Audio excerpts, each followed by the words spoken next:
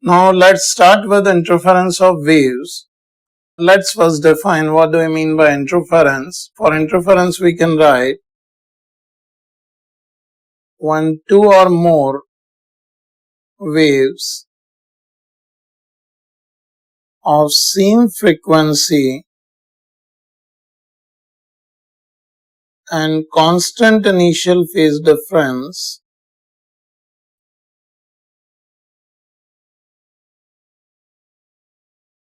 superpose on a medium particle,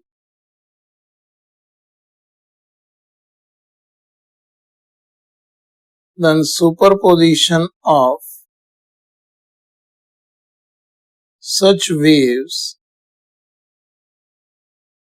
at the point of superposition is called interference of waves. This phenomena, when such waves means which are having same frequency and constant initial phase difference, superpose, such superposition exhibit a very interesting phenomena that we'll see soon. That's why it is studied independently and termed as interference of waves. You should also write these waves are called coherent waves. So many people might get confused regarding coherent waves. One thing you must always remember, coherent waves are those which are having exactly same frequency and no initial phase lag with time. We know well that if two waves are having same frequency, certainly there will not be any phase difference between the two unless there is an initial phase lag. So we can simply write another way to define these coherent waves. We can say no variation in phase difference between these waves with time, or we can say the phase difference between the two waves always remain constant. Even if two or more waves are there, their phase angle should vary in such a way that there will never be any phase variation between any two waves which are superposing at a point. Then only the phenomena of superposition is independently termed as interference of waves.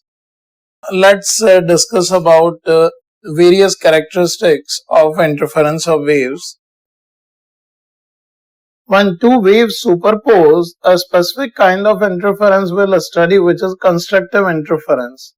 We can say when two coherent waves in same phase, all of you know what do you mean by same phase, that is no phase lag, superpose, then such interference is called constructive interference.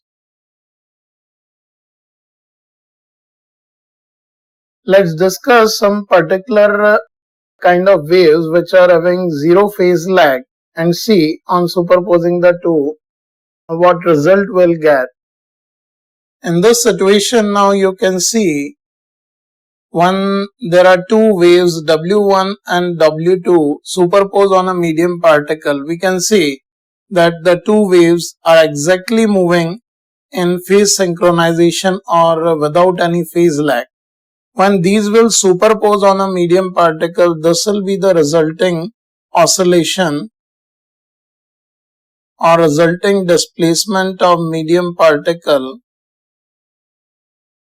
And we can say in this situation, if the two waves were individually having amplitudes A at the point of superposition, then after superposing, the particle will oscillate with amplitude 2A. So at every point you can see the particle will start oscillating with amplitude 2a because the two waves are individually having an amplitude a.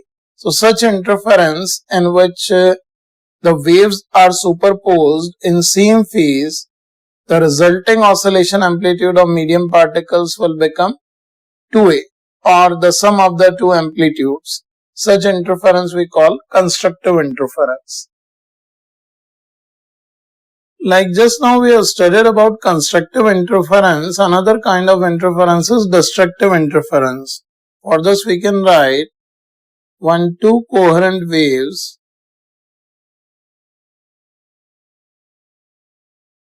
superpose on a medium particle in opposite phase. All of in opposite phase term we use for the phase difference of pi radians, or it can also be taken as odd multiples of pi radians, and any oscillation is considered to be opposite phase oscillations. So we can say when two coherent waves superpose on a medium particle in opposite phase, then it is termed as destructive interference.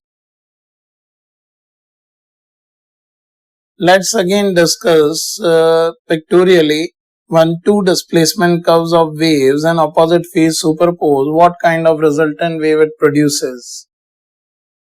Here you can see that if there are two waves W1 and W2 which are having same amplitudes A and propagating in the positive x direction with the speed v, here we can say by the displacement curves that the two waves are moving exactly in opposite phase at any point. Like if there is a medium particle which is having at upper extreme, the same medium particle in the other wave will be at lower extreme. That means the two are oscillating in opposite phase, or we can say that the phase difference will be pi radians or any odd multiple of pi radians. Now in the situation when the two waves superpose, see what will happen. At any point, one wave is producing displacements in positive direction and other wave is producing displacement in negative direction. So according to principle of superposition, when we add the immediate or instantaneous displacement of the two waves at the medium particles, at every point the resulting displacement will be 0. So we can say if we talk about resulting displacement of the point of superposition, this will remain 0 at every point because one wave is producing displacement in positive direction and other wave is producing displacement in negative direction. So this phenomena in which after superposition the resulting amplitude of oscillation will be the difference of the two is called destructive interference, and here you can see the amplitude of oscillation is becoming 0. So if the two waves were having their amplitude of oscillations A1 and A2, in that situation the final wave, the resulting wave would be having the amplitude of oscillation A1 minus A2 at every point of medium particle.